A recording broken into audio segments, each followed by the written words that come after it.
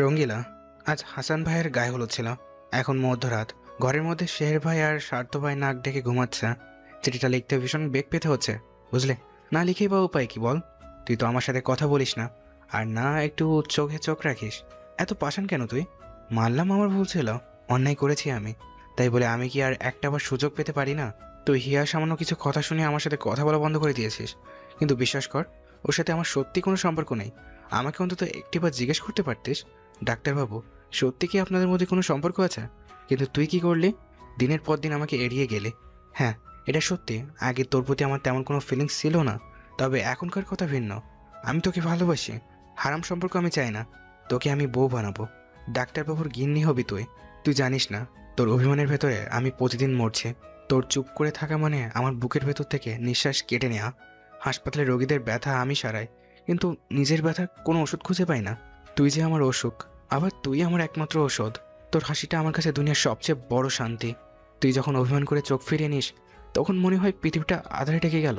রঙ্গিলা, নিঃশ্বাস বন্ধ হয়ে যাক, তবুও তোকে একা ছাড়বো না কোনো দিন। তুই বিশ্বাস করিস বা না করিস, আমি শুধু তোর। ডাক্তারবাবু যদি কিছু হতে পারে, শুধু তোর স্বামী হতে পারবে। এই চিঠিটা যদি কখনো খুলে পড়িস, তাহলে জেনে রাখিস, একটা মানুষ তোর জন্য রাতের পর রাত জেগে থেকেছে, তোর ছবি দেখে নিঃশব্দে কথা বলেছে, তোর নাম ধরে দোয়া করেছে। তোর সাথে আমার একটা সংসার হবে, সেই ছোট সংসারে তুই, আমি আর আমাদের একটা ফুটফুটে ফুলের মতো বাচ্চা থাকবে। আমি ওয়াদা করছি, বেঁচে থাকলে তোকে আমার ঘরের বউ বানাবো। পারলে সব বলে এই ডাক্তারবাবুকে ক্ষমা করে দিস। রঙ্গিলা, খুব ভালোবাসি, তোর ডাক্তারবাবু। নিধি লাজুক হেসে চিঠিখানা বুকে জড়িয়ে ধরল। সে ভেবেই ফেলেছিল ডাক্তারবাবুকে বোধহয় তার আর পাওয়া হবে না, অপূর্ণতা নিয়ে আজীবন বেঁচে থাকতে হবে। কিন্তু আজ আজ সেই ডাক্তারবাবু তার স্বামী, তার পুরো জীবন। তখন ভোর হয়েছে, আজ কানাতের ক্লাস টেস্ট আছে। এতক্ষণ পড়ছিল সে। হঠাৎ বাইরে শব্দ, মনে হলো বৃষ্টি হচ্ছে। বারান্দায় এসে দাঁড়াতে দেখলো চারপাশে ছমছমিয়ে বৃষ্টি নামছে। মাটির গন্ধ, বৃষ্টির ফোঁটার শব্দ, সব মিলিয়ে মনটা কেমন উড়ে যেতে চাইছে। কায়নাত একবার আকাশের দিকে তাকালো, তারপর হঠাৎ যেন বাঁধ ভাঙা খেয়াল, চুপি চুপি ছাদে উঠে গেল। বৃষ্টির ফোঁটা মাথার উপর ঝরে পড়তে শুরু করেছে। চোখ বন্ধ করে দু হাত ছড়িয়ে দিল সে। চুলগুলো ভিজে গিয়ে গলা বেয়ে ঝরে পড়ছে, কাপড় ভিজে গা বেয়ে লেগে আছে। ছোটে অদ্ভুত এক শিশুসুলভ আনন্দের হাসি। নিজের মতো নেচে নেচে ঘুরতে ঘুরতে বিড়বিড় করলো, আহা, দুনিয়ার সবচেয়ে সুন্দর জিনিস যদি কিছু থেকে থাকে তবে এই বৃষ্টি। আল্লাহ, তুমি আমাকে এমন সুখ বারবার দিও। ঠিক তখনই ছাদের দরজায় অর্ণ এসে দাঁড়ালো। গম্ভীর চোখে তাকিয়ে আছে চুপচাপ। বেঁচে থাকা কিশোরী বউকে দেখছে যেন কোনো ছবি দৃশ্য। কায়নাত টের পেল না স্বামীর উপস্থিতি। দু হাত মিলে ঘুরতে ঘুরতে হঠাৎই পেছনে তাকাতে চোখ আটকালো অর্ণের দিকে। অর্ণ দু হাত বুকে গুজে দাঁড়িয়ে আছে। কায়নাতের ভেজা চুল কপালে লেগে আছে, চোখে কেমন লাজুক দুষ্টু ছিলে। কায়নাত কপালে লেপটে থাকা চুলগুলো সরিয়ে বলল, অনেক সুকুচকে। বৃষ্টির পানির মতো পবিত্র আর কিছুই নেই লাট সাহেব, ভিজবেন? অনুপ্রিয় উঁচু করে ধীরে ধীরে এগিয়ে এলো, একদম কায়নাতের অতি নিকটে। মেয়েটা লাজুক চোখে ঘাড় উঁচিয়ে অন্যদিকে তাকালো। অন্য কায়নাতের এলোমেলো চুল কানের কাছে গুজি দিয়ে বলল, তার থেকে পবিত্র আমার ফুল। লজ্জার দৃষ্টি নামালো সে। কায়নাতের কাঁধে লম্বা আঁচল টেনে অন্য ভালো করে কায়নাতের শরীর ঠেকে দিয়ে বলল, এই ভোর সকালে বৃষ্টিতে ভিজছেন কেন আপনি? ভোর সকালে বৃষ্টি নামলে আমার কি দোষ? অর্ণ ঠোঁট চেপে কায়নাতের হাত ধরে ছাদের দরজার দিকে এগিয়ে গেল। কায়নাত চিৎকার করে বলল, আরে কোথায় যাচ্ছেন? মাত্রই তো আসলাম। ঠান্ডা লাগবে। ছাড়ুন। অর্ণ ছাড়ল না, টেনে নিয়ে এলো ঘরে। কায়নাত চোখ পাকিয়ে শেষে জামা কাপড় নিয়ে ওয়াশরুমে ছুকল। সে বের হতে অর্ণ গেল বিছানায়। অর্ণর ফোন বেজে উঠল। কায়নাত বারান্দা থেকে এগিয়ে এসে ফোন হাতে নিয়ে দেখলো আননোন নাম্বার থেকে কল এসেছে। সে ওয়াশরুমের দরজার সামনে গিয়ে বলল, শুনছেন? আপনার ফোন কল এসেছে। কে? Unknown number. কথা বলো। কায়নাত কল রিসিভ করে কানে ধরে সালাম করলো। ওপাশ থেকে কিছুক্ষণ পর এক মেইলি কণ্ঠস্বর ভেসে এলো পড়শির। কায়নাত হতভম্ব হয়ে বলল, আপনি? অর্ণ কোথায়? সেটা জেনে আপনি কি করবেন? আমার ওর সাথে কথা আছে, ওকে ফোন দাও। কোন সাহসে আমাকে প্রশ্ন করছো তুমি? অর্ণর সাথে কথা বলতে গেলে এখন তোমার পারমিশন লাগবে আমার। অবশ্যই লাগবে, শুনে রাখুন। তিনি আমার স্বামী, আমার অহংকার, আমার সমস্তটা। তার দিকে চোখ তুলে তাকানোর আগে 1000 বার ভাববেন, কারণ আমি কায়নাত সুভা ভালোবাসতে যেমন জানি, তেমনি আমার ভালোবাসার মানুষকে যত্ন করে আগলে রাখতেও জানি। যদি প্রয়োজন পড়ে আমি আগুন হতে একটু দ্বিধাবোধ করব না। তুমি তোমার লিমিট ক্রস করছো।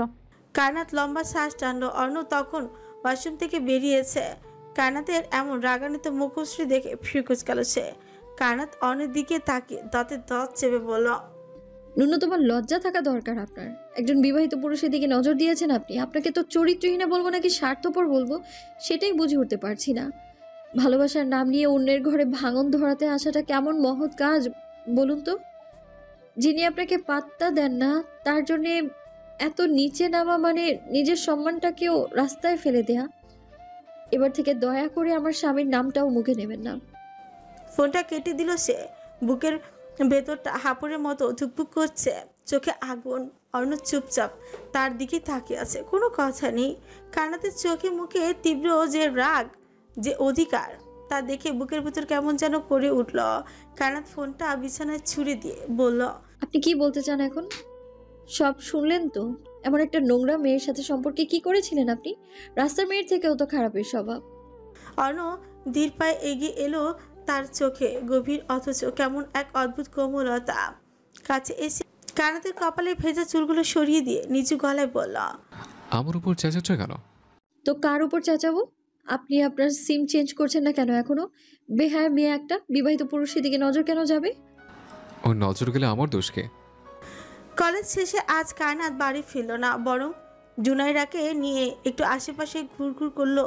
তখন বিকেল 4টা ছাড়িয়েছে। জুনাইরা একটু আগে নিজের বাড়ির পথে ধরে চলে গেছে। কায়নাত একা একা গুটি গুটি পায়ে হাঁটছিল। মেঘলা আকাশ আজ সারাদিন। সে আকাশ পানে তাকিয়েই বিড়বিড় করে শুধ হয়, কিপটা জামাই টাকা পয়সা দেয় না, আল্লাহ তাকে সুবুদ্ধি দাও একটু। সত্যি কানাতের কাছে একটা টাকাও নেই। শ্বশুরের কাছে কি টাকা চাওয়া যায়? লজ্জা শরম বলতেও তো কিছু আছে নাকি? কানাত মুখ বাঁকিয়ে মুখের নিকাবটা আরেকটু টেনে সামনে পা বাড়ল। চারিপাশে তীব্র বাতাসে শ্বাস শব্দে, আশেপাশে মানুষের আনাগোনা খুব কম। কানাতের পা গতি বাড়লো। বাড়ি ফিরতে এমনিতেই দেরি হয়ে গেছে। এখন যদি বৃষ্টিতে আটকে যায় তাহলে বিরাট সমস্যা। হাঁটতে হঠাৎ চোখের সামনে ভেরস্কোকে দেখে আটকে উঠল সে। পাশে দুজন চওড়াও চেহারার লোক, একেবারে পাঠার মতো দেখতে, হাত গুটিয়ে দাঁড়িয়ে আছে, মুখে অদ্ভুত তাচ্ছিলের ছাপ। কান্নাতের বুকের ভেতর ধুকপুক শব্দ বাঁধতে লাগলো। সে পাশ কাটিয়ে হাঁটার চেষ্টা করতে ভেরস্কো এক চিলতে হেসে তার পাশে পা মেলালো। ভাবিজি, কি খবর? কান্নাত থমকে দাঁড়িয়ে তাকালো, চোখে মুখে স্পষ্ট ভয় আর বিরক্তি। ঠোঁট কাঁপছিল, তবুও ছান্দা গলায় জবাব দিল, আপনার সাথে আমার কোনো কথা নেই। আরে রাগ করেন কেন? নাকি আমাকে ভয় পাচ্ছেন? কানাত কিছু না বলে দ্রুত হাঁটা শুরু করলো। দুজন পাঠার চেহারা লোকও পেছন পেছন হাঁটতে লাগলো। চারপাশে যেন হঠাৎ বাতাসও আরো জোরে বইতে শুরু করলো। চারপাশে মানুষ নেই, সাথে অর্ণ নেই। সত্যি বলতে এই মুহূর্তে ভেরস্কোকে তার সত্যি ভীষণ ভয় করছে। লোকটার চাহনি মারাত্মক নোংরা, আর ওই নোংরা চোখ তার পুরো সর্বাঙ্গে পর্যবেক্ষণ করে, সেটা সে ভালো করে বুঝতে পারছে। ভেরস্কো পেছন থেকে বলল, আপনাকে আমার বড্ড মনে ধরেছে কায়নাত। স্বামী কাছে না গেলেও আমি কিন্তু ঠিকই যাব। কানাতের শরীরটা হিম ধরে গেল লজ্জায় ভয়ে। ছোট কামড়ে মাথা নিচু করে হাঁটছিল, কিন্তু ভেতরে ভেতরে বুকের ভয় ততক্ষণে অগ্নির মতন ছড়িয়ে পড়েছে। পর পুরুষ মানুষের সাথে দাঁড়িয়ে কথা বলতে শরীর কেমন ভার হয়ে আসে তার। সে এত দ্রুতই হাঁটছিল, সে সামনে দাঁড়িয়ে থাকা মানুষটাকে চোখেই পড়েনি। কায়নাত সামনে কারোর পা দেখে মাথা উঁচু করে দাঁড়ালো, তাকালো। অর্ণ, হ্যাঁ অর্ণ দাঁড়িয়ে আছে সামনে। সে এক প্রকার দৌড়ে কাছে গেল। আপনি এখানে কি করছেন? অর্ণ উত্তর না দিয়ে কায়নাতের হাত আঁকড়ে ধরে সামনে ভেরস্কোর দিকে তাকালো, ঠোঁট চেপে বলল, তুমি ভেরেসকে ভীষণ নির্লজ্জ জানো। মেয়ে মানুষে বুঝে এত আকাল পড়েছে, শেষে কিনা অর্ণ চৌধুরী বোর্ড দেখি তোমার নজর গেল। ভেরস্কো ঠোঁট পাখি হাসল, ফিউছিয়ে বলল, অর্ণ চৌধুরীর টেস্ট ভীষণ ভালো। অর্ণ দাঁত চাপল। কানাত অর্ণর এক হাত শক্ত করে জড়িয়ে ধরেছে। ভেরস্কোর ঠোঁটের কোণে সেই চিরচেনা বিশ্রী হাসি লেপটে আছে। অর্ণ গাড়ির দরজা খুলে কানাতকে বসতে বলল। কানাত গাড়িতে উঠতেই অর্ণ এগিয়ে এলো ভেরস্কোর নিকট।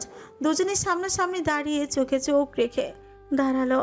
অর্ণ নিজের খড়খড়ে হাত দিয়ে ঠোঁটে স্লাইড করে বলল, যখন নজর দিয়েছ তাহলে চোখ তো উপরে ফেলবো, কিন্তু তার আগে তোমার রুহ মেপে দেখবো আমি।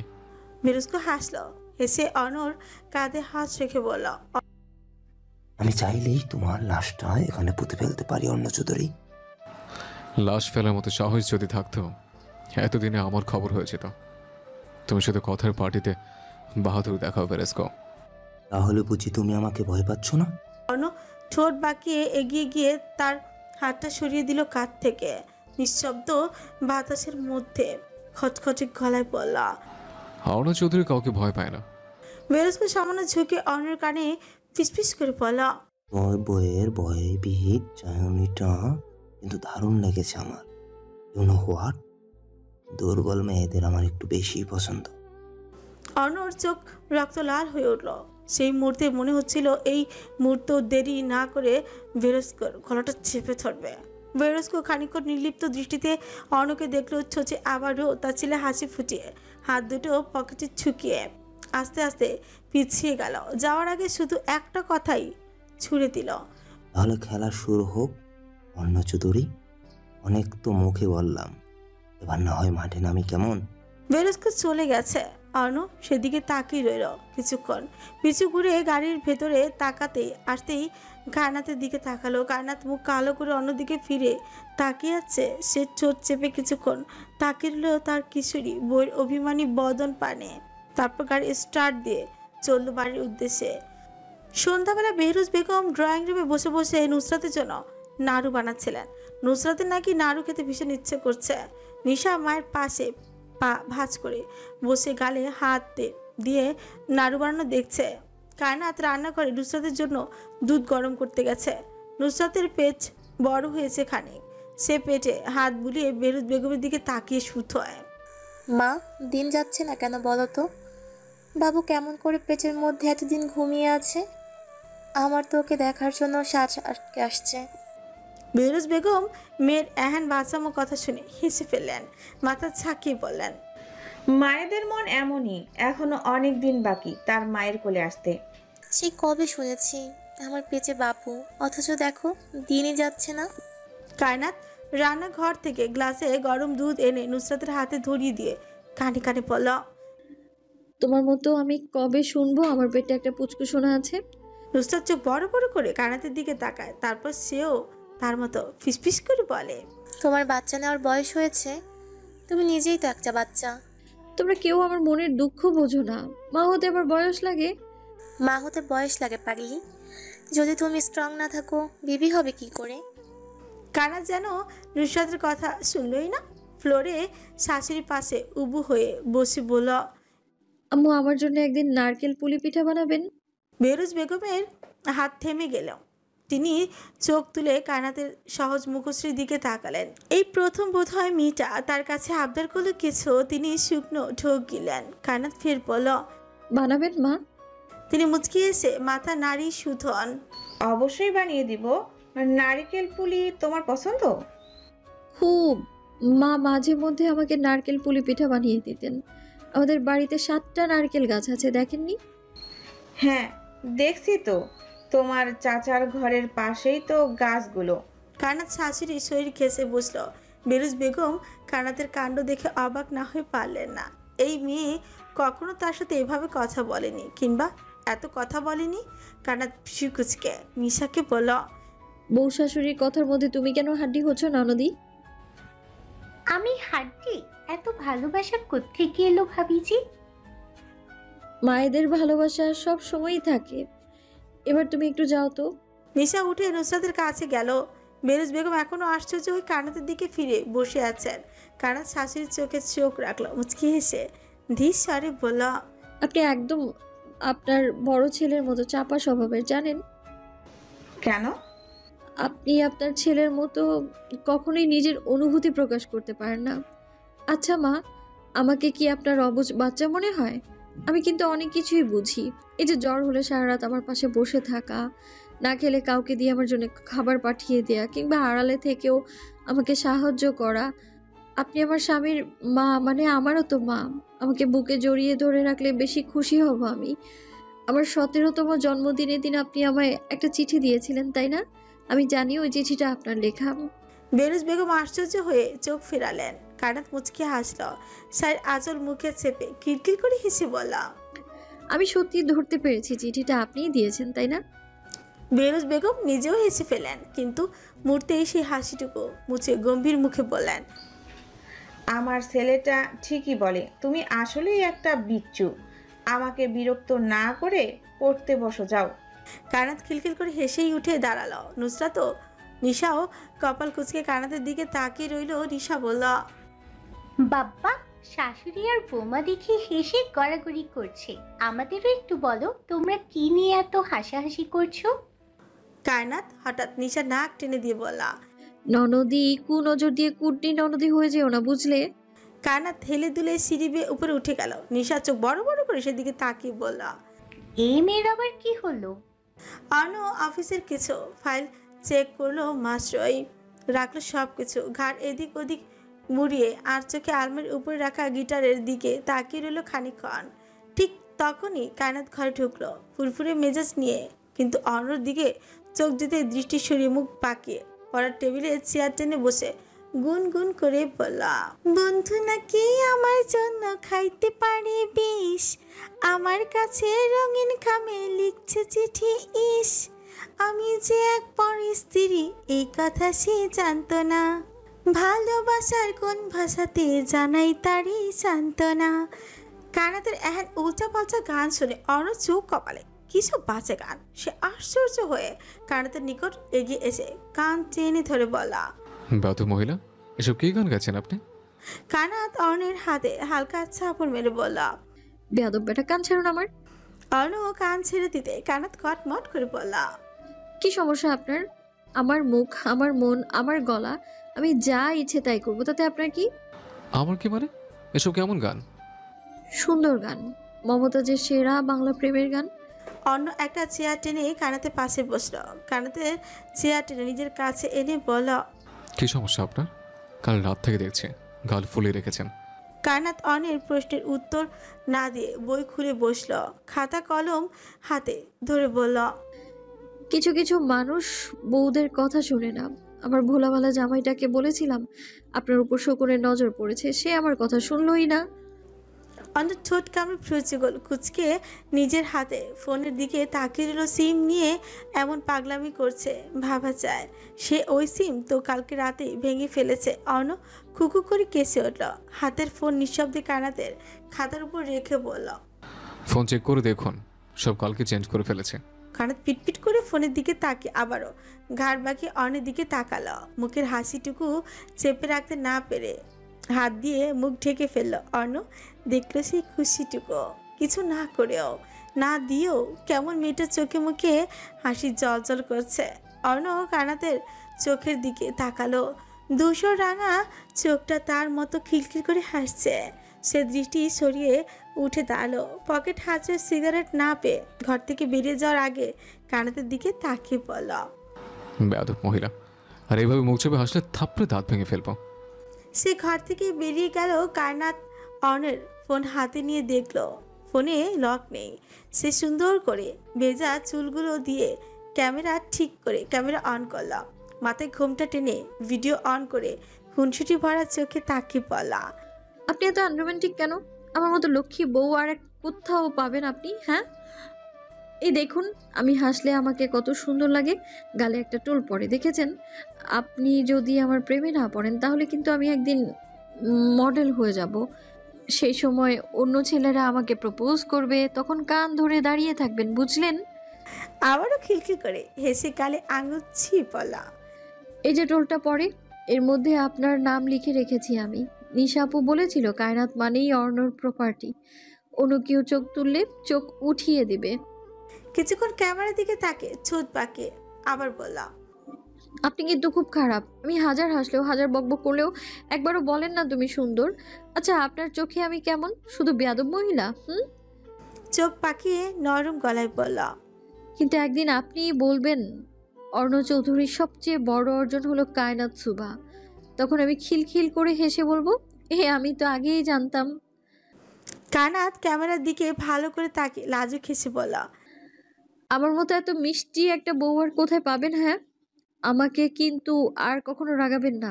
যদি কখনো রাগিয়েছেন তাহলে সোজা আম্মুর কাছে গিয়ে বলবো, মা আপনার ছেলে আমায় একটুও ভালোবাসে না। রাতে প্রেম বাড়ি ফিরবার পথে নিধির সাথে কলে কথা বলছিল। পাশে স্বার্থ আছে। প্রেম কল কাটতে স্বার্থ হাই হুতাশ করে বলল, ভাই বিশ্বাস কর, আমি স্বপ্নে দেখেছি আমার একটা ছেলে হয়েছে। বেটাকে নিয়ে শুক্রবারে মসজিদে নামাজে গিয়েছিলাম। শালার পুত নামাজ না পড়ে মানুষের গুয়ায় খোঁচা মারে। এখন ছেলেও যদি সত্যি সত্যি বাপের মতো ভণ্ড হয় তাহলে সমস্যা না? বাস্তবে এমনটা হবে, কোনো সন্দেহ নেই। এমন অভিশাপ দিস না সোনা। তোর বোন এক পাগল, এখন যদি আমার ছাওটাও পাগল হয় তাহলে আমি কোথায় যাব? প্রেম স্বার্থের অভিনয় দেখে কপাল চাপড়ে বলল, তুমি আর তোমার হবু বউ দুজনে যখন পাগল, তাহলে বাচ্চা ভালো হবে ভাবলে কি করে? রাতের আকাশ ভেঙে বৃষ্টি শুরু হলো। এ মাসে বোধহয় বৃষ্টি শেষ। কানাত পড়ার টেবিলে মাথা রেখেই ঘুমাচ্ছে। কখন যে চোখ লেগে গেছে সে নিজেও জানে না। শাড়ি লম্বা আঁচল কাঁদবে ফ্লোরে ছুঁয়েছে। জানলা ভেদ করে ঠান্ডা শীতল বাতাস ছুঁয়ে দিচ্ছে কিশোরী কন্যার সর্বাঙ্গ। জানালার পর্দাগুলো বাতাসে দুলছে নিজ মনে। হঠাৎই দরজা খুলে ভেতরে ঢুকলো অর্ণ। প্রথমে চোখ আটকে গেল খয়েরি রঙা শাড়ি পরিহিত কিশোরী কন্যার পানে। সে বারান্দার দরজা আটকে ঘুরতে সময় দেখে নিল। ধীর পায়ে টেবিলের কাছে এগিয়ে যেতে কপাল কুঁচকে এলো। ফোনের ক্যামেরা অন রেখে মেয়েটা ঘুমিয়েছে। সে ফোন হাতে নিয়ে ভিডিও অফ করে অন করলো। ঠোঁট কামড়ে ফিউ ভাঁজ করে তাকিয়ে রইল সেই ভিডিওর দিকে। হঠাৎ ঠোঁটের কোণে চাপা হাসি খেলে গেল যেন। আর চোখে ঘুমন্ত কিশোরীর আনন্দ দেখে মাথায় হাত রেখে ধীর স্বরে বলল, এই মেয়ে, কানাতের সারা শব্দ নেই। অর্ণ শুষ্ক ঠোঁট ভিজিয়ে হালকা কেসে ফের সুদ হয়। কায়নাত। কানাত পিটপিট করে চোখ খুলে তাকালো। ঘাড় ব্যথা করছে। টেবিলে মাথা রাখায় ঘাড়ে হাত রেখে চোখ তুলে পাশে তাকিয়ে দেখলো অর্ণ দাঁড়িয়ে আছে। সে নিচু স্বরে ঘুম জড়ানো কঞ্চে বলল, আমার ঘাড় ব্যথা করছে, ডাকছেন কেন? অর্ণ চোখ কুচকে কানাতের ঘাড়ে হাত বুলিয়ে বলল, ইডিয়েট, এখানে ঘুমাচ্ছিলে কেন? চোখ লেগে আছে। ওঠো, আম্মু খেতে রাখছে। কানাত তাক মুখ কুচকে চেয়ার থেকে উঠে বিছানায় গিয়ে ঠাস করে শুয়ে পড়ল। চোখ বন্ধ করে বলল, আমি এখন ঘুমাবো, খিদে নেই আমার। তাড়াতাড়ি ওঠো, নাহলে তুলে এক আছাড় মারবো।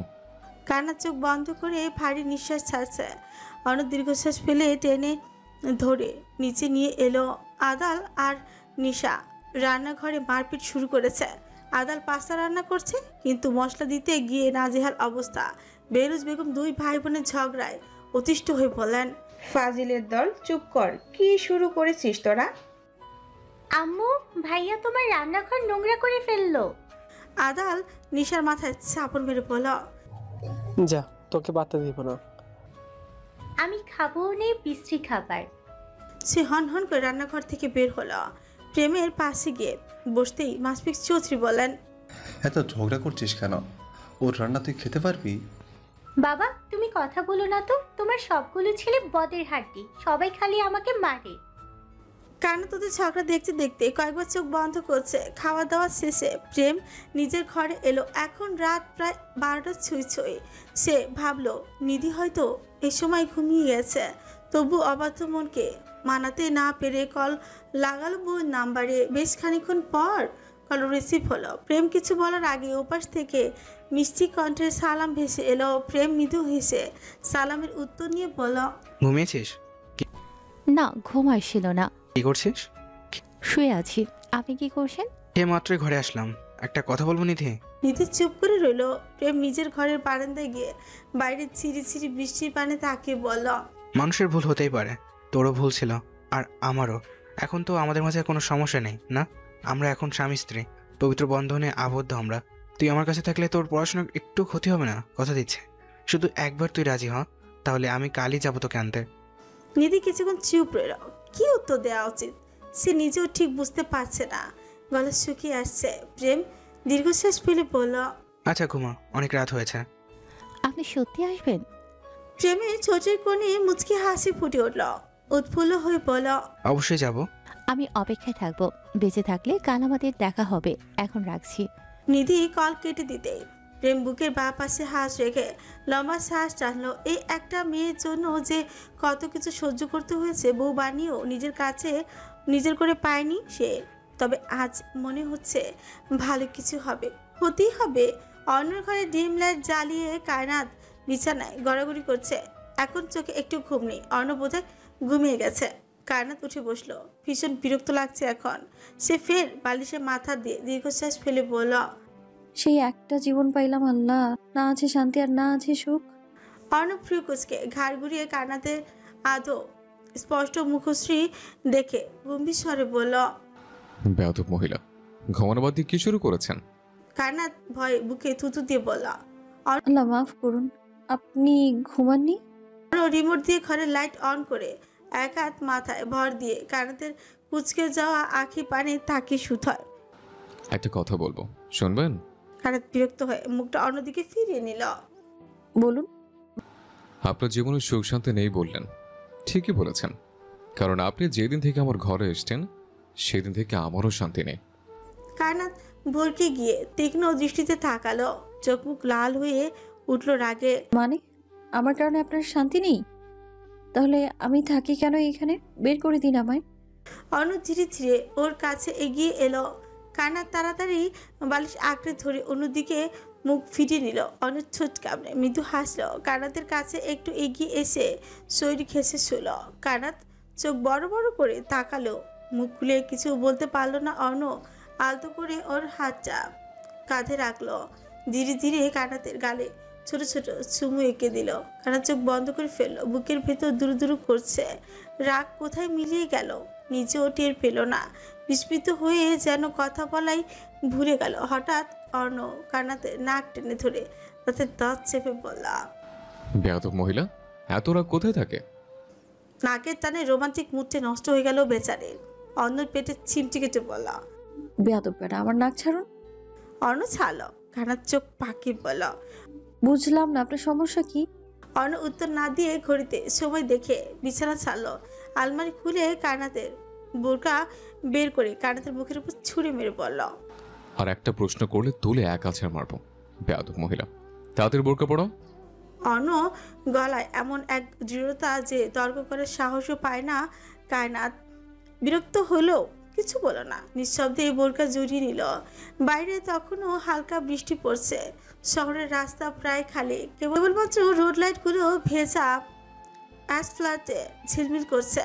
বাতাসে শীতলতার ছোঁয়া। কায়নাত আশেপাশে চোখ বুলিয়ে পাশে লম্বাটে অন্যর দিকে তাকিয়ে বলল, আপনি তো খুব খারাপ লোক। এই রাত করে ভূতে ধরেছে আপনাকে? হাঁটিয়ে হাঁটিয়ে কোথায় নিয়ে যাচ্ছেন আপনি? আপনি না আমায় ভালোবাসেন? ভালোবাসা মানুষের সাথে বৃষ্টি স্নাত মাঝরাতে নীরব মুহূর্ত উপভোগ করতে পারছেন না? কায়নাত থমকে গেল অন্যর কথা শুনে। হালকা, একদম হালকা ঝিরিঝিরি বৃষ্টি হচ্ছে আর তারা দুজনই এই নীরব রাতের পাশাপাশি হাঁটছে। অর্ণ একটু দূরত্ব বজায় রেখে দাঁড়ালো এবার, আর চোখে কিশোরীর চোখের দিকে তাকিয়ে দুহাত ট্রাউজারের পকেটে ঝুঁকে বলল, আপনি ছোট মানুষ, আমার দিক থেকে ধরতে গেলে আপনি আমার হাঁটুর সমান। আমি যতটুকু বুঝি তার অর্ধেকও আপনি বুঝবেন না। এখন আপনার কিশোরী মন বড় আবেগে, আপনার জীবন সবই শুরু হয়েছে। এখন এক একটা সিদ্ধান্ত আপনার পুরো জীবন পাল্টে দেবে। কায়নাত মন দিয়ে অর্ণের প্রত্যেকটা কথা শুনছে। অর্ণ ফের বলল, একটা সত্য কথা বলবো, আমি আর বাকি মানুষদের মতো নিজেকে তুলে ধরতে পারি না, আর না ধরতে চাই। অর্ণ থেমে দীর্ঘশ্বাস ফেলে বলল, আমি বয়সে আপনার থেকে একটু বেশিই বড়। আমি প্রাপ্তবয়স্ক এক যুবক, আর আপনি 17 বছরের কিশোরী কন্যা। আপনার কিশোরী মন বলছে আপনি আমাকে ভালোবাসেন, কিন্তু যখন আপনি বড় হবেন, ম্যাচিওর হবেন, তখন আদৌ আমার প্রতি আপনার ভালোবাসা থাকবে? আপনি এখন আমাকে নিয়ে যতটা ভাবছেন সেটাই যদি আপনার সারা জীবনের শেষ ভাবনা হয় তাহলে আমি ভাগ্যবান। কিন্তু যদি একদিন আপনার মন বদলে যায়, যদি আমি একদিন আপনার চোখে বিরক্তিকর হয়ে উঠি? কায়নাত অবাক দৃষ্টিতে তাকালো, কিছু বলল না। অর্ণ চোখ নামিয়ে ভেজা রাস্তায় পা ঘষে গভীর স্বরে বলল, আপনার হাসির শব্দ শুনতে ভাল লাগে আমার, কিন্তু আমি কখনো মুখে বলবো না। আপনার পাগলামিগুলো ভীষণ আদরে। তবে তবে তবে এই পাগলামিগুলো আদৌ শুধু অর্ণচৌধুরীর হয়ে থাকবে? সে একটু থেমে আবারও বলল, ভালোবাসা মানে তো শুধু আবেগ নয়, ভালোবাসা মানে পুরো জীবন ধরে পাশে থাকা। আবেগ দিয়ে কখনো সম্পর্ক ধরে রাখা যায় না। আপনি যদি কখনো এই সম্পর্ক থেকে মুক্তি চান, তাহলে আমি বিনা বাক্যে আপনাকে মুক্তি দিয়ে দেব। কিন্তু আপনি যা পাগলামি শুরু করেছেন, আমি পাগল হয়ে গেলে আমার কাছে থেকে মৃত্যুর আগ অবধি আপনার মুক্তি মিলবে না। আরাত মাথা নিচু করে হাঁটছিল। অর্ণর কথা শেষ হতে সে হয়। আপনার কথাগুলো সত্যি। ভালোবাসা মানেই শুধু আবেগ নয়, কিন্তু আমি তো আল্লাহর কাছে দুহাত তুলে ওয়াদা করেছি মৃত্যুর আগ অবধি আপনার ছায়া ছাড়বো না। আমি হয়তো 17 বছরের কিশোরী, কিন্তু আমাকে অবুঝ ভেবে ভুল করবেন না। বয়স দিয়ে বোঝা পড়া, অনুভূতি আর ভালোবাসার গভীরতা মাপা যায় না। আমি খুব ভালো করেই জানি কার স্পর্শে বুক কেঁপে ওঠে, আর কার একটি কথায় মন ভরে যায়, আর কার দৌড়াতে বুক ফেটে কান্না আসে। আমি মায়া চিনি, আমি স্নেহের তৃষ্ণা বুঝি, আমি ভালোবাসার টান অনুভবও করি। আমি জানি আঘাত কাকে বলে, জানি হৃদয় ভাঙার ব্যথা কেমন হয়, জানি কিশোরী হলেও আমার হৃদয়ের প্রতিটা স্পন্দন প্রমাণ করে আমি অবুঝ নই। আমি শুধু একটা মেয়ে নই, আমি একজন স্ত্রী, আমি একজন নারী যার ভেতরে ভালোবাসার শক্তি, মায়ার গভীরতা আর অটুট বিশ্বাস লুকিয়ে আছে। অন্য নিকাবের আড়লে থাকা কানাতে দু চোখের দিকে তাকিয়ে হয়। কানাত চলুন আরেকটু হাঁটি। মুচকি এসে সামনে পা বাড়ালো। খানিকটা দূরে যেতে কায়নাত তাদের মধ্যেকার দূরত্ব ঘুচিয়ে হঠাৎ অনের আঙুলের ভাঁজে নিজের ছোট্ট হাতের আঙুলগুলো গুজে নিল। অন্য নিঃশব্দে সেই হাতটা শক্ত করে ধরে রাখলো। কায়নাত ঘাড় উঁচিয়ে অনের গভীর বদন দেখে মিনমিন করে বলল, আমি কিন্তু আপনার কিশোরী বউ। হুম আমি কিন্তু সত্যি আপনাকে ভালোবাসি। হুম কখনো আপনাকে ছেড়ে যাব না। হুম মুখ কালো করে ঠোঁট বাঁকিয়ে বলল, আনরোমান্টিক কোথাকার। খুলনা এসেছে প্রেম, বাড়িতে কেউ জানে না সে যে আজ খুলনা গেছে। নিধি এই মুহূর্তে প্রেমের সাথে বসে আছে নিজের ঘরে। ঘরটা ভীষণ নীরব, দুজন নরনারীর মুখে একটা কথাও নেই। নিধির পরনে গাঢ় সবুজ রঙা শাড়ির আঁচল আর একটু টেনে নিলেও মাথায়। প্রেম ঠোঁট কামড়ে হাসলো। সেই দৃষ্টি দেখে নিধি আর চোখে সেই হাসিটুকু দেখে ভীষণ লজ্জা পেল। দৃষ্টি ঘুরিয়ে নিচু স্বরে বলল, ডাক্তারবাবু অমন করে হাসবেন না। প্রেম বিছানায় এক হাত ভর করে মাথায় হাত দিয়ে শুয়ে বলল, কেন হাসবো না রঙ্গিলা? আমার লজ্জা করে।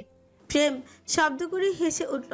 এবার সোজা হয়ে নিধির মুখোমুখি বসে বলল, তোর লজ্জারাঙা মুখ আমার ভীষণ প্রিয়। আমার সামনে সবসময় লজ্জা পাবি, বুঝলে? নিধি উত্তর দিল না। প্রেম আর একটু এগিয়ে গিয়ে নিধির আননখানা দু হাতে আবদ্ধ করে আলতো ঠোঁটের স্পর্শ এঁকে দিল নববধূর কপালে। বুকের সাথে জড়িয়ে ধরে বলল, ওয়াদা করেছিলাম তোকে আমার ঘরের বউ বানাবো, ডাক্তারবাবুর গিন্নি হবি তুই। নিধি চুপটি করে তার ডাক্তারবাবুর বুকের সাথে লেগে থাকলো। আজ প্রথম প্রেম তাকে জড়িয়ে ধরেছে, কপালে আলতো চুমু এঁকে দিয়েছে, নিজের অনুভূতি প্রকাশ করেছে। সে লাজুক হাসল। আজ যদি এই পৃথিবী শেষও হয়ে যায়, তাও আমি তোর হাত ছাড়বো না। তুই শুধু আমার বউ না, তুই আমার দুনিয়া। নিধি লাজুক হাসি দিয়ে চোখ নামিয়ে ফেলল। আঙুলের নখ দিয়ে প্রেমের শার্টের বোতামে আঁকিবুকি করতে করতে নিচু স্বরে বলল, আপনি সবসময় এত বড় বড় কথা বলেন কেন? শুনলে বুকটা কেমন অদ্ভুত লাগে। কারণ তুই অদ্ভুত। তোর চোখের দিকে তাকালে মনে হয় স্বর্গের দরজা খুলে আছে। তোর লজ্জা, তোর কান্না, তোর রাগ সবকিছুতে আমার শান্তি। নিধির গাল চকচকে লাল হয়ে উঠল। সে আঁচল দিয়ে মুখ আড়াল করতে প্রেম হেসে আঁচল ছড়িয়ে দিল। কপালে আবারও একটা মোলায়েম চুমু এঁকে ফিসফিস করে বলল, আমার গিন্নি, আমার সামনে কখনো মুখ লুকাবি না। তুই আমার, পুরোপুরি আমার। আর যদি আমি রাগ করি? তাহলে সে রাগও আমি আদর করব। তোর হাসি যেমন আমার, তোর রাগও আমার। তোর দুঃখ আমি ভাগ করে নেব, আর তোর কষ্টও। নিধি ধীরে ধীরে প্রেমের কাঁধে মাথা রেখে নিঃশ্বাস ফেলল। বুকের ভেতর এক অদ্ভুত শান্তি অনুভব হচ্ছে। এতদিনের অপেক্ষা, কান্নার অভিমান আজ এক আলিঙ্গনে মিলিয়ে যাচ্ছে। প্রেম তার মাথার উপর আলতো হাত রেখে বলল, আই লাভ ইউ রঙ্গিলা। নিধি চোখ ভিজে এলো। সে লাজুক হেসে বলল, ডাক্তারবাবু আপনি খুব খারাপ। মানুষকে এভাবে ভালোবাসা যায় নাকি? যখন ভালোবাসা নিধি হয় তখন যায়। আমি কখনো ভাবিনি আপনি আমার হবেন। প্রেম মুচকি সে নিধির মাথায় হাত বুলিয়ে দিল। কিছুক্ষণ ঘরের বাইরে থেকে সুহা ডেকে বলল, আপু তোদের দাদা নিচে ডাকছে। ভোরের আলো ফুটতেই চৌধুরী বাড়ির মেন গেট পেরিয়ে প্রেমের কালো রঙের প্রাইভেট কার ঢুকল। হিনান দরজা লাগিয়ে দিয়ে এগিয়ে এলো। নিধি গাড়ি থেকে নেমে এক পাশে দাঁড়াতেই বাড়ির ভেতর থেকে নিশা চিৎকার দিয়ে দৌড়ে এলো। এত পরে সকালে নিশাকে জাগ্রত দেখে নিধি ভীষণ অবাকই হলো। নিশার উপস্থিতিতে বেশিক্ষণ সেই ভাবনায় ডুবে থাকতে পারল না। ভাইয়া তোমাকে আনতে গিয়েছিল, তোমরা কেউ জানাওনি কেন আমাদের? নিশা নিধির কথা না শুনেই আবারও দৌড়ে বাড়ির ভিতর গিয়ে বেহরুজ বেগমকে ডাকাডাকি শুরু করলো। প্রেম বোনের কাণ্ড দেখে হেসে ফেল। হিনান নিধির লাকেজ নিয়ে বাড়ির ভেতর ঢুকল। প্রেম নিধির হাত ধরে বাড়ির ভেতরে প্রবেশ করতে বেহরুজ বেগম ও কায়নাত রান্নাঘর থেকে হতভম্ব হয়ে বের হয়ে এলেন। নিধিকে দেখে বেহরুজ বেগম অবাক চোখে ছেলের দিকে তাকালেন। প্রেম মাথা চুলকে পড়ল। আম্মু মনটা বোবো করছিল, তাই গিয়ে নিয়ে এলাম। বেহরুজ বেগম এগিয়ে এলেন। নিধি সালাম দিয়ে বলল, ভালো আছেন চাচি? শাশুড়িকে চাচি ডাকছিস কেন? মা বলে ডাকবি। নিধি আপু এখানে কি করে এলো? ভাবি আমি গিয়ে নিয়ে এসেছি। কায়নাত সকাল সকাল প্রেমের মুখে ভাবি ডাক শুনে ভীষণ বিরক্ত হলো। দামড়া দামড়া ছেলেদের মুখে এই নামটা বড্ড বেশি বেমানান। তবুও সেদিকে পাত্তা না দিয়ে নিধিকে বলল, তুমি আসবে, আমায় কেন আগে বলে না? বেহরুজ বেগম কায়নাতকে থামিয়ে দিয়ে বলেন, মেয়েটা এত রাস্তা জার্নি করে এসেছে, তোমার গল্পের ঝুড়ি পরে খুলো। কায়নাত চুপ করে গেল। নিধিকে নিয়ে প্রেম নিজের ঘরে গেল। নিশা কায়নাতের ঘাড়ে হাতে ভর দিয়ে বলল, প্রেম ভাইয়ের মতো যদি তোমার জামাইটাও একটু রোমান্টিক হতো তাহলে তোমার কপালটাই খুলে যেত। তোমার ভাই তাও আবার রোমান্টিক? অসম্ভব। আমি কাছে গেলেই ওনার শরীর চুলকায়। নিশা খিলখিল করে হেসে উঠল। কায়নাত বিরক্ত হয়ে মাথার আঁচল নামিয়ে কোমরে গুজে রান্নাঘরের দিকে রওনা হলো। সকাল 8টার দিকে কায়নাত কফি নিয়ে অর্ণের ঘরে এলো। অর্ণ আয়নার সামনে দাঁড়িয়ে চুল ঠিক করছিল। কায়নাত কফির কাপ এনে অর্ণের পেছনে দাঁড়ালো। খুকুক করে কাশতে অর্ণ ঘাড় ঘুরিয়ে পেছনে তাকিয়ে দেখলো কেউ নেই।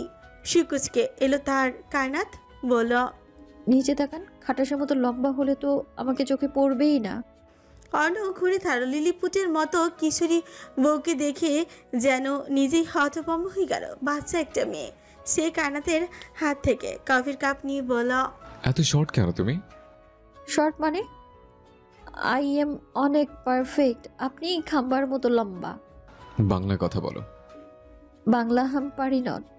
অর্ণ কায়নাতের গা চেনে ধরল। কায়নাত নাক মুখ কুচকে বলল, উড়ে উড়ে গাল ছাড়ুন আমার। আপনার তো অভ্যাস খারাপ দেখছি। বাংলা পড়ো না, বল হিন্দি ইংলিশ বলতে ইষ্ট। ইডিয়েট একটা।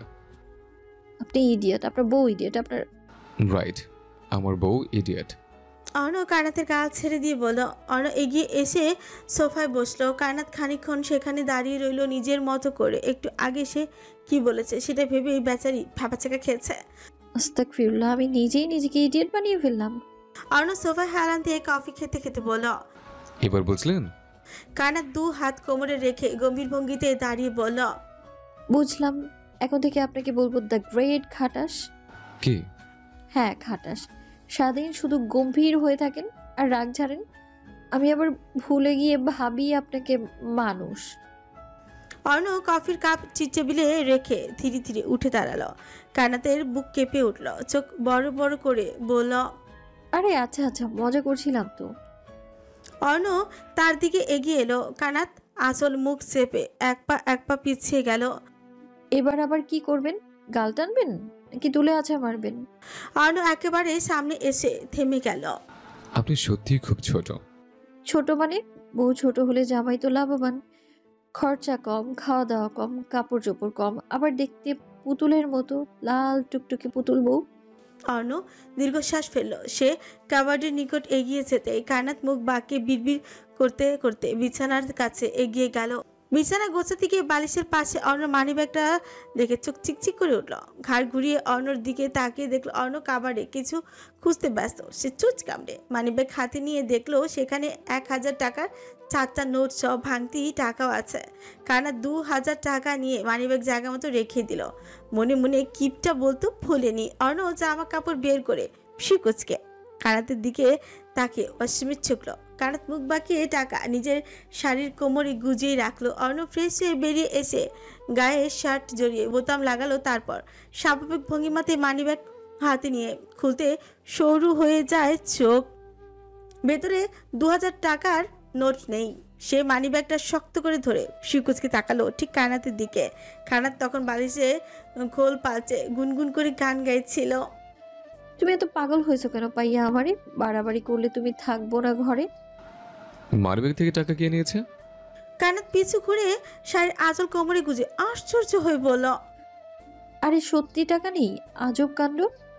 অর্ণ সন্দিহান চোখে মানিব্যাগ ঝুলিয়ে বলল, প্রশ্ন হচ্ছে এখান থেকে টাকা কে নিয়েছে? আমি কিন্তু জানি না, সত্যি। আপনার মানিব্যাগ থেকে 2000 টাকা কে নিয়েছে আমি জানিই না। আমি বলেছি শুধু টাকা নেই, আর তুমি নিজে বললে 2000 টাকা নেই। তুমি জানলে কিভাবে 2000 টাকাই মিসিং হয়েছে? কানাত চোর ধরা পড়ার মতন আমতামতো করে বলল, ইয়া আল্লাহ, মুখ ফসকে বেরিয়ে গেল। অর্ণ ধীরে ধীরে তার দিকে এগিয়ে এলো। মুখ ফসকানোর জন্য আগে মুখ ভরতে হয়, মানে তুমিই নিয়েছ। না মানে নিলেই বা কি হয়েছে? বউ যদি জামাইয়ের মানিব্যাগ থেকে 2টা টাকাও নিতে না পারে তবে বউ হওয়ার মানেটা কি? আমি তো আপনার সবকিছু ভাগাভাগি করি। সবকিছু ভাগাভাগি করো? অবশ্যই। আপনার মা বাবা আমার মা বাবা, আপনার বাড়ি আমার বাড়ি, আপনার জামা কাপড় শুকানোর দড়ি, আপনার বিছানা সবকিছুই তো আমার। সেই হিসেবে দাঁড়ায় আপনার টাকা মানে আমারও টাকা। অর্ণ ধীরে ধীরে এগিয়ে এসে কানাতের কোমরের দিকে তাকালো। সে আঁচল টেনে কোমর ঢাকতে চাইল, কিন্তু অর্ণ তার হাত ছড়িয়ে কোমরে ঘুষ থেকে টাকাটা চেনে বের করে আনলো।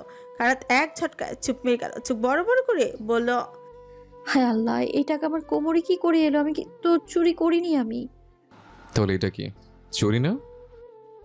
চুরি নয়, চুরি বলে অপমান হয়। বউ মানে তো জামাইয়ের লাইফ পার্টনার। পার্টনারশিপে টাকা পয়সা তো ভাগাভাগি হবেই। অর্ণ মানিব্যাগে টাকা ভরে ফেলার ভঙ্গি করতে কানাত আঁচল দিয়ে মুখ চেপে ছটপট বলে ফেলল, এত কিপটা কেন আপনি? মাত্র 2000 নিয়েছি। আপনার টাকা মানে তো আমার টাকা। তুমি যদি এমনই নিতে থাকো একদিন দেখবে আমি ভিখারি হয়ে গেছে। ভিখারি হলেও কি যায় আসে? আমি তখনও পাশে থাকবো আপনার ভিখারি বউ হয়ে। অর্ণ গভীর দৃষ্টি নিয়ে তাকিয়ে রইল। মানিব্যাগ থেকে ক্রেডিট কার্ডটা বের করে কানাতের হাতে ধরিয়ে দিয়ে বলল, পাসওয়ার্ড হোয়াটসঅ্যাপে দিয়ে দেব। কার্ড দিয়েছে বলে ইচ্ছা মতো খরচ করবে না, বেয়াদব মহিলা। মাঝে পেরিয়েছে বেশ কয়েক সপ্তাহ।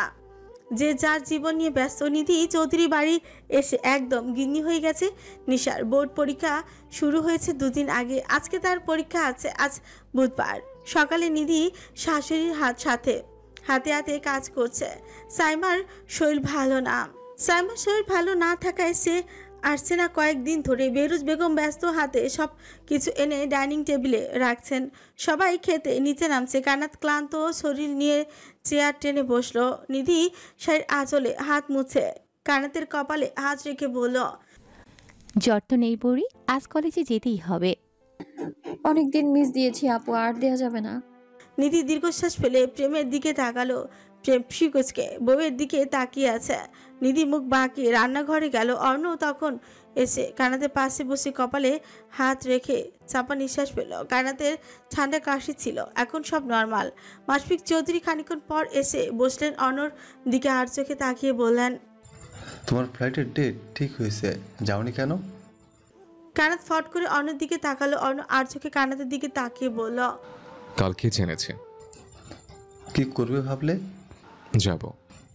একা? কানাত মাথা নিচু করে ছোট কামড়ে ধরল। অর্ণ সেদিকে তাকিয়ে খাওয়াই মনোযোগী হলো। কলেজ ছুটি শেষে ভিড়ের ভেতরে দাঁড়িয়ে রইল কানাত। পাশে কয়েকজন বান্ধবী একে একে বাসে উঠে চলে গেল। বাড়ির গাড়ি আজ আসেনি। মোবাইল বারবার কানে ধরেও কোনো কল রিসিভ হলো না। হতাশ মুখে রাস্তার পাশে দাঁড়িয়ে রিক্সার জন্য হাত তুলতেই একটা এসইউভি এসে ব্রেক কষলো ঠিক সামনে। গাড়ির গ্লাস নামলো না, শুধু পেছনের দরজাটা ফট করে খুলে গেল। কানাত প্রথমে ভেবেছিল হয়তো বাড়ির কেউ পাঠিয়েছে, কিন্তু এক পলকে পেছন থেকে 2 মুখ ঢাকা মানুষ এগিয়ে এসে তাকে ধাক্কা দিয়ে গাড়ির ভেতরে বসিয়ে দিল। কানাত শব্দ করার আগেই একজন সাদা একটা কাপড় মুখের উপর চেপে ধরলো, অন্যজন গাড়ির দরজা বন্ধ করতে সঙ্গে সঙ্গে গাড়ির জোরে স্টার্ট নিল। চারপাশে মানুষ মুহূর্তেই কিছু বুঝে ওঠার আগে গাড়ির ধুলো উড়িয়ে রাস্তা ছাড়লো। কানাতের বুক ধকধক করতে লাগলো, চোখ বড় বড় করে সে তাকিয়ে দেখলো সামনে বসে আছে আরও দুজন, তাদের চোখে কালো সানগ্লাস, মুখে অর্ধেক ঢাকা। ব্যস্ত শহরে রাস্তা পেরিয়ে গাড়িটা ঢুকলো একটা ফাঁকা রাস্তায়। কায়নাতের জ্ঞান নেই, শান্ত দেহটা পড়ে আছে এক কোনায়, মাথার হিজাব এলোমেলো হয়ে ছড়িয়ে আছে তার ওই দেহে। প্রায় 40 মিনিট পর গাড়ি বাঁক নিয়ে ঢুকলো একটা নির্জন এলাকায়। চারপাশে আধা জঙ্গল, শ্যাওলা পড়া গাছপালা আর পাখির কর্কশ ডাক, পুরোটা যেন অচেনা অন্ধকারের আবেশে ঢাকা। গাড়ি এসে থামলো বিশাল এক গেটের সামনে। লোহার গেটটা পুরোটাই রাজকীয় ভাব। ভেতর থেকে লোক এসে সেটা টেনে খুলে দিল। এসইউভি গেট পার হয়ে ঢুকে গেল। ভেতরে ঢুকতেই চোখে পড়ে একটা ডুপ্লেক্স বাড়ি, চারিদিকে উঁচু দেয়াল ঘেরা বাড়ি। বাড়িটার পরিবেশ অদ্ভুত ভৌতিক মনে হচ্ছিল। আশেপাশে আর কোনো বাড়ি নেই, শুধু কাকের জাক আর বাতাসে সুসুর শব্দ শোনা যাচ্ছিল। দরজা খুলে মুখ ঢাকা দুজন লোক দ্রুত কায়নাতকে চেনে নামালো। তার নিস্তেজ শরীরটা এক ঝটকায় কাঁধে তুলে নিয়ে ভেতরে প্রবেশ করলো।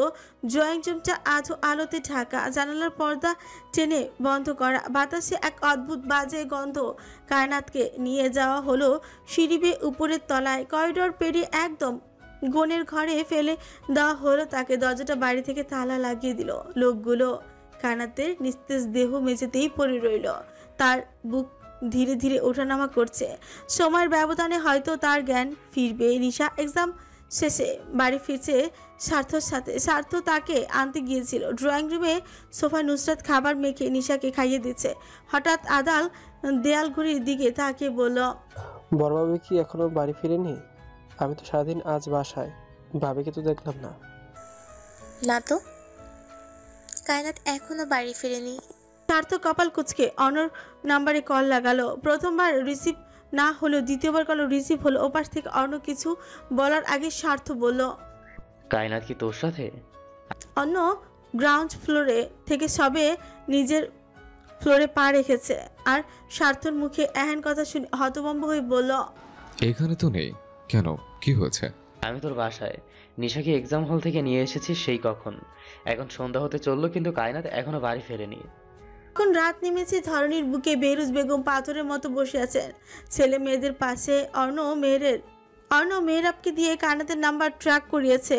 অর্ণ চোখ মুখ অস্বাভাবিকভাবে লাল হয়ে আছে, মাথার চুলগুলো এলোমেলো, হাতের ফোন বারে বারে টি টেবিলের সাথে খটখট শব্দ করছে। হঠাৎই অর্ণর ফোন বেজে উঠলো। অচেনা নাম্বার দেখে মুহূর্ত নষ্ট না করে কল রিসিভ করলো। ওপাশ থেকে বিকট হাসির শব্দ শুনে চোয়াল শক্ত হলো অর্ণর। তাতে দোষ চেপে বলল, bastard. Arna Chowdhury, my dear friend, তোমার বউ কিন্তু আমার ঘরে, আমার বিছানায়। কুত্তার বাচ্চা, ওর গায়ে যদি একটা টোকা পড়ে তোর শরীরের প্রতিটা হাড় আলাদা করে ফেলবো, এমন ভাবে ছিঁড়ে ফেলবো তোর মাও চিনতে পারবে না তোর লাশ। কুল ডাউন, এত হাইপার হচ্ছ কেন? এখনো তো ছুঁইনি, এখন ছুবো। ভেরোস্কো হঠাৎ কল কেটে দিল। অর্ণ তাড়াহুড়ো করে উঠতেই সার্থ, মেহরাব ও আদাল ভাইয়ের পিছু নিল। কায়নাত পিটপিট করে চোখ খুলে দেখে চারপাশটা কেমন আবছা আলোকিত হয়ে আছে। মাথা ব্যথায় চোখ মুখ খেঁচে বন্ধ করে ফেলল সে। হঠাৎই কারোর হাসির শব্দ শুনতে চমকে উঠল। তাড়াতাড়ি সামনে তাকাতেই নজর এলো ভেরোস্কোর মুখশ্রী। কেঁপে উঠল মির্জা। নিজের দিকে তাকিয়ে দেখলো গায়ে বোরকা নেই আর না ওড়না আছে। কায়নাত দুহাত দিয়ে বুক শক্ত করে ঢেকে নিল। চোখে ভয় থাকলেও দৃষ্টিতে একরকম দৃঢ়তাই জমে উঠল। ভেরোস্কো কুকুরের মতো হেসে উঠল, নোংরা দৃষ্টি দিয়ে তাকিয়ে রইল কিছুক্ষণ। শুনলাম আপনার জামাই নাকি আপনার কাছে আসে না, আজ আমি আসি, আদর করব, ভালোবাসবো। কায়নাতের চোখ লাল হয়ে উঠল, দাঁত চেপে মুখ তুলল সে। তারপর ঠোঁটের কোণে বিজুপ মুচকি হাসি ফুটিয়ে বলল, আপনি একদম ঠিকই বলেছেন। আমার জামাই আমার কাছে থাকলেই বোধহয় ওনার শরীর চুলকায়। আমায় দেখেও দেখে না। আপনার মতো এত রসকস নেই ওনার মধ্যে। কাছে আসুন। ভেরোস্কোর চোখে লোভের ঝিলিক ছড়িয়ে উঠেছে। সে শার্টের বোতামগুলো খুলতে খুলতে এগিয়ে এলো। তাহলে আজ আমি। হঠাৎই কায়নাত সিংহিনীর মতন ছাপিয়ে উঠল। গুটিয়ে রাখা হাঁটু দিয়ে এক ঝটকায় সোজা করে ভেরস্কোর পুরুষাঙ্গে সজোরে আঘাত করল। ভেরস্কোর বিকট চিৎকারে ঘরের ভেতরটা হঠাৎই যেন কেঁপে উঠল। শরীর ঝাঁকিয়ে মেঝেতে লুচিয়ে পড়লো, হাত দিয়ে তলপেট আঁকড়ে ধরল। কিন্তু কায়নাত নিঃশ্বাস নিতে নিতে দাঁড়িয়ে গেল। তার চোখে এখন ভয়ের কোনো ছাপ নেই, বরং রক্তিম দৃষ্টি। সে দাঁত চেপে থুতু ছুঁড়েলো, বলল, বাস্টার্ড, তুই কি ভেবেছিস আমি অসহায়? মরলেও আমার ইজ্জত তুই নিতে পারবি না। কায়নাত নিচু হয়ে নাক ছিটকে চিমটি কাটলো সে জায়গায়। বেয়াদব চরিত্রহীন লোক একটা। ভেরস্কো যন্ত্রণা ছটফট করছে, আর ঠিক সেই মুহূর্তে বাইরে থেকে অর্ণর বজ্রকণ্ঠ শোনা গেল। এরপর দরজা ভাঙা শব্দ। কায়নাত সুযোগ বুঝে ফের একই জায়গায় লাথি মারতে ভেরস্কোর চোখ মুখ রক্তবর্ণ ধারণ করলো। যন্ত্রণায় দরজা ভেঙে অর্ণ, মেহরাব, স্বার্থ এবং আদল প্রবেশ করলো। অর্ণ কায়নাতকে দেখে মুহূর্তেই সময় নষ্ট না করে জাপড়ি জড়িয়ে ধরল। এলোমেলো হাত কায়নাতের আননে বুলিয়ে অস্থির কণ্ঠে বলল, ঠিক আছে তুমি? তোমার কিছু হয়নি তো? এই মেয়ে, কথা বলো না কেন? কায়নাত অর্ণর অস্থিরতা দেখে হঠাৎই ডুকরিয়ে উঠল। স্বার্থ ভেরস্কোকে ধরে এলো পাথারি থাপা বসাচ্ছে। আদাল ভাবির গায়ে ওড়না না দেখে আশেপাশে চোখ বুলিয়ে দেখলো, কিছুই নেই। সে গায়ের শার্ট খুলে অর্ণর নিকট এগিয়ে দিয়ে বলল, ভাবিকে দাও ভাইয়া। অর্ণ কায়নাতের শরীর ঢেকে দুগালে আবদ্ধ করে বলল, কথা বলো। ও কিছু করেছে? ছুঁয়েছে তোমাকে? তার আগেই ভেঙে দিয়েছি। কি ভেঙেছো? ডিম। এরা ফ্রিকুচকে ভেরস্কোর দিকে তাকিয়ে বুঝে গেল সবকিছু। আতঙ্কিত চোখে অর্ণর সাথে চোখাচোখি হলো। মেয়েরাব চোখটা ঠোক গিলে বলল, গুড জব। ফিউচারে আবার তোমার জামাইয়ের বংশের বাতি নিভিয়ে দিও না। অর্ণর দিকে তাকিয়ে বলল, তোর বউ বহুত ডেঞ্জারাস। তোর ডিম ঠিকঠাক আছে? অর্ণ দাঁত কটমট করে তাকালো। বাইরে থেকে তখন পুলিশ ফোর্সের মধ্য থেকে রোহান আসতেই মেহরাব বলল, ধরেছিস? ভেরস্কো বাংলাদেশে কি করে? অর্ণ ওকে থামিয়ে দিয়ে আদালকে বলল, তোর ভাবিকে নিয়ে যা। কায়নাত অর্ণর হাত শক্ত করে ধরে বলল, আমি যাব না, কোথাও যাব না। অর্ণ শান্ত কণ্ঠে বইয়ের মাথায় হাত রেখে বলল, তুমি যাও, আমি এখনই চলে আসবো। কায়নাতকে নিয়ে আদাল প্রস্থান করতেই অর্ণ হাঁটু মুড়ে ভেরস্কোর সামনে বসল।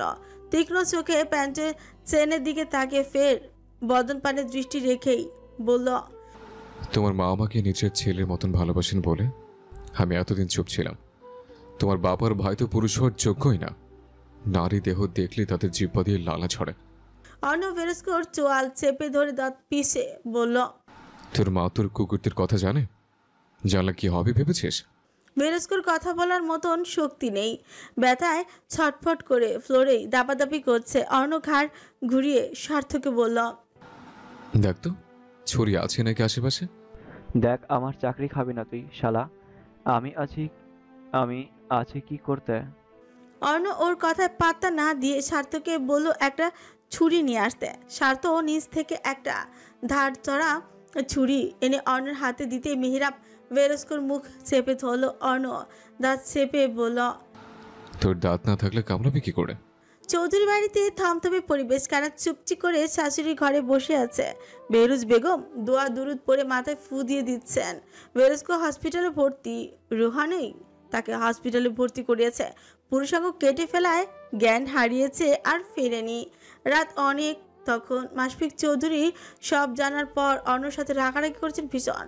বাড়ির ড্রাইভারকেও ছাড় দেননি। বেরুজ বেগমের ঘরে কিছু সময় পর অর্ণ এসে কায়নাতকে ঘরে নিয়ে এলো। কায়নাত বারান্দায় বেতের চেয়ারে পা উঠিয়ে বসে বাইরে তাকিয়েছিল। আজ যদি কিছু খারাপ হয়ে যেত তার সাথে, নিজের যত্ন করে আগলে রাখা ইজ্জতটুকু থাকতো না। লোকটা তার চুল দেখেছে, ওড়না ছাড়া পুরো সর্বাঙ্গ দেখেছে, নোংরা দৃষ্টি দিয়ে শরীরটা অপবিত্র বানিয়েছে। কায়নাতের বুক ভার হয়ে এলো, চোখে চিকচিক পানি। তখন নিঃশব্দে বারান্দায় পা রাখলো অর্ণ। দেখলো কায়নাত দেয়ালে হেলান দিয়ে বাইরে তাকিয়ে আছে। সে কায়নাতের কাছে একটু এগিয়ে গিয়ে তার পায়ের কাছে হাঁটু মুড়ে বসলো। হঠাৎ অর্ণকে এভাবে পায়ের কাছে বসতে দেখে কায়নাত চমকে উঠল। আল্লাহ, আপনি এখানে কেন বসলেন? অর্ণ কায়নাতের ছোট্ট দুইটা হাত নিজের হাতের মুঠে আবদ্ধ করে কায়নাতের চোখে চোখ রাখলো। হাতে আলতো হাত ঘষে বলল, I'm sorry, it's all my fault. কায়নাত কেন যেন কোনো জবাব দিতে পারল না। অনু শক্ত করে হাত দুটো ধরে বলল, ভেরেস্কা আমার অনেক আগের পরিচিত। আমি যেখানে জব করি সে অফিসের পার্টনারশিপে ছিল ওর মা। মহিলা ভীষণ ভালো। ওনার হাজব্যান্ড অ্যান্ড ছোট ছেলে দুজন মিলে আমার একটা মেয়ে ফ্রেন্ডকে। অনু থামল, কণ্ঠ ভারী হয়ে আসছে। সে শুকনো ঠোক গিলে বলল, ওর বাবা মারা গেছে, কিন্তু ওর ভাইয়ের জেল হয়েছে। ভেরেস্কোর সাথে আমার শত্রুতা তখন থেকেই হয়। পড়শির সাথে আমার সম্পর্ক থাকা ও পড়শিকে লোভ দেখিয়ে নিজের করে নেয়। তোমায় বিয়ে করার পর তোমার দিকেও নজর দেয়। আমি চাইলে ওর ব্যবস্থা করতে পারতাম, কিন্তু সত্যি আমি ভাবিনি ও তোমার শরীরে হাত দেওয়ার মতো দুঃসাহস দেখাবে। আপনি আজও পড়শিকে ভালোবাসেন? না। কানাত চেয়ার থেকে নেমে অনর পাশে শরীর ঘেঁষে বসলো। অনর কাঁধে মাথা হিলিয়ে দিয়ে বলল, আজ আমি ভীষণ ভয় পেয়েছিলাম। ওই লোকটা আমার শরীরের দিকে তাকিয়েছিল নোংরা দৃষ্টি মিলে। ঠিক তুহিন ভাইয়ের মতো হিংস্র চাহনি ছিল তার। অনু দুহাতে কানাতের ছোট্ট শরীরটা চেনে জড়িয়ে ধরল, মাথায় হাত বুলিয়ে বলল, সরি, আর কখনো কোনো পুরুষের দৃষ্টি তোমার উপর আসবে না। বারান্দার আধো অন্ধকারে কানাতের শরীরটা যেন অনর বুকের ভেতর হারিয়ে যাচ্ছিল। তার নরম হাত দুটো শক্ত করে মুঠোয় ধরে রেখেছিল অন্য। বিশ্বাস আছে তোমার স্বামীর প্রতি? নিজের থেকেও বেশি। অন্য চোখে হঠাৎ এক ঝড়ের আবহ নামলো। সে কায়নাতকে বুকের সাথে চেপে ধরে এলোমেলো ভাবে কপালে, চোখ, গালে, ঠোঁট ছুঁয়ে দিল। প্রতিটি চুমুতে যেন জমে থাকা সব রাগ, কষ্ট আর অস্থিরতা মিশে যাচ্ছিল। কায়নাত শিউরে উঠল, নিঃশ্বাস কেঁপে উঠল বারবার। লজ্জায় সে চোখ বুজে অর্ণর কাঁধে মুখ লুকিয়ে ফেললো। অর্ণ তার আঁচলটা আলগা করে দিয়ে ভারী কণ্ঠে বলল, তুমি হাঁটুর সমান হয়েও আমি এমনভাবে বেঁধেছ যে চাইলেও আর ছাড়তে পারবো না। আমি তোমার দাস, তোমার উন্মাদ, তোমার বন্দী। তুমি ছোট বলেই বুকে আরো বেশি করে জড়িয়ে রাখতে ইচ্ছে করে, যেন দুনিয়ার কেউ তোমার কাছে পৌঁছাতে না পারে। তুমি শুধু আমার, আমার, শুধু আমার। কানাত যেন কানে ভুল শুনল। অর্ণর এলোমেলো স্পর্শে সেটুকু ভাবার মতো সুযোগ আর রইল না। আবছা আলোয় দুই নরনারীর ঘনিষ্ঠ মুহূর্তের সাক্ষী ছিল আকাশে জ্বলজ্বল করতে থাকা হাজারো তারা, অর্ধ চাঁদ আর তারা শীতলতা, ঠান্ডা পরিবেশ। অর্ণর উন্মাদনা বাড়ার সাথে সাথে সময় গড়ালো। রাতটা যেন নিছক রাত ছিল না, বরং দুটি আত্মার এক হয়ে যাওয়ার সাক্ষী ছিল। চারপাশ নিস্তব্ধ, কেবল তাদের নিঃশ্বাসের শব্দ, হৃদয়ের ধকধকানি আর ভালোবাসা নীরব প্রতিশ্রুতি বেঁচে বেড়াচ্ছিল। আঙুলগুলো কানাতের মুখমণ্ডল জুড়ে এঁকে দিচ্ছিল অস্থির ভালোবাসা। রাতের বাতাস ঠান্ডা হলেও বারান্দায় কোণে তখন এক অদ্ভুত উষ্ণতা জমে উঠেছিল। অর্ণব বুকের ভেতর যেন আগুন জ্বলছিল, আর কানাত সেই আগুনে নিজের সব ভয়, কষ্ট, লজ্জা মিশিয়ে দিচ্ছিল নিঃশব্দে। সেই রাতে কানাত উপলব্ধি করেছিল তার হালাল পুরুষের পাগলামো। বারান্দার আলো আধারিতে তারা যেন দুজনেই ভুলে গিয়েছিল সময়ের হিসেব। রাত গভীর হতে হতে এক সময় চারপাশের শব্দ সব মিলিয়ে গেল। থেকে গেল কেবল তাদের নিঃশ্বাসের গতি, বুকের থুকপুকানি আর চোখ ভরা ভালোবাসা, আবেগ। মধ্যরাতে অর্ণ কায়নাতের কানের কাছে ফিসফিস করে শুধু একটা কথাই বলেছিল, আমার কাছে বন্দি করেছে আপনাকে, কসম করে বলছে মৃত্যুর আগ অব্দি আপনার হাত ছাড়বো না। আপনি জানেন না, আপনি জানেন না আমি কতটা উন্মাদ আপনার জন্য মিসেস অর্ণা। আজ আমার পরীক্ষা নেই, তুমি ভাইয়াকে বলে বাড়ি থেকে আমাকে বাইরে নিয়ে যাবে, মানে যাবে। নিশার এহেন আবদার শুনে ফোনের ওপার থেকে শান্ত কণ্ঠে বলল, সোনা, তোর না পরীক্ষা চলছে, এই সময় বাইরে ঘুরঘুর করলে পড়বে কে বল? আমার বাড়িতে ভালো লাগছে না। আমি আসবো? সত্যি আসবে? অবশ্যই আসবো জান, কিন্তু এখন তো একটু ঘুমাতে দে, মাত্র ভোর হলো। নিশা কল কেটে দিয়ে চোখ বন্ধ করলো, বালিশে মাথা রেখে। আজকে আর কালকে তার পরীক্ষা নেই, বেচারি পড়ার চাপে পাগল হয়ে যাচ্ছে। প্রেম বাড়িতে থাকলে তো ঘন্টার পর ঘন্টা তার ঘরেই এসেই বসেই থাকে, না পড়ে উপায় থাকে না। সকাল 7টার দিকে নিধি ফ্রেশ হয়ে নিচে নেমেছে। প্রেম ঘুমাচ্ছে। কাল রাতে 3টায় ফিরেছে সে হসপিটাল থেকে। ক্লান্ত, চোখ খুলে রাখা অসম্ভব। নিচে নুসরাত হাঁটাহাঁটি করছে। ঘুম না হওয়ায় চোখের নিচে কালি পড়েছে তার। পেট উঁচে হাঁটতে বেশ কষ্ট হয়, অথচ পেট আরো বড় হবে।